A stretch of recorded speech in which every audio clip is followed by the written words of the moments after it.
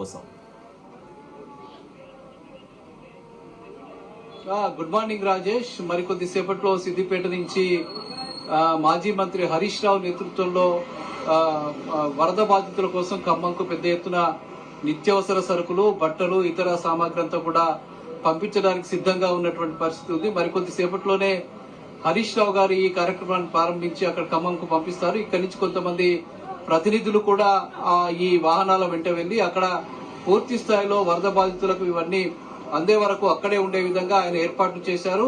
ప్రస్తుతం మనం విజువల్స్ లో చూస్తున్నాం. డిసిఎం వ్యాన్లన్నీ కూడా సిద్ధంగా ఉన్నాయి. అవన్నీ కూడా ఇక్కడి నుంచి మరికొద్ది సేపట్లో బయలుదేరి వెళ్ళబోతున్నాయి. అందుకు సిద్ధంగా ఉన్నాయి. బీఆర్ఎస్ పార్టీ నాయకులు, కార్యకర్తలు పెద్ద ఎత్తున ఇక్కడ వచ్చి ఈ కార్యక్రమంలో భాగస్వాములు అవుతున్నటువంటి పరిస్థితి ఉంది.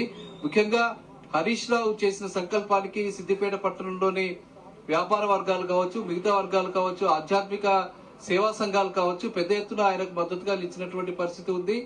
నిన్ననే మాజీ ముఖ్యమంత్రి కేసీఆర్ హరీష్ రావు గారికి ఫోన్ చేసి ఖమ్మం వరద బాధితులకు, అట్లాగే మహబూబాబాద్ కు సంబంధించిన మిగతా వరద బాధితులకు కూడా మనం ఆర్థిక సాయం చేయాలి, అట్లాగే వాళ్ళకు అవసరమైనటువంటి వస్తువుల్ని కూడా పంపిణీ చేయాలని చెప్పి ఆయన హరీష్ రావు గారికి ప్రత్యేకంగా ఫోన్ చేసి ఆదేశాలు జారీ చేసిన నేపథ్యంలో నిన్న జరిగినటువంటి కార్యక్రమంలో మాజీ మంత్రి హరీష్ రావు చాలా స్పష్టంగా ఒక ప్రకటన చేశారు.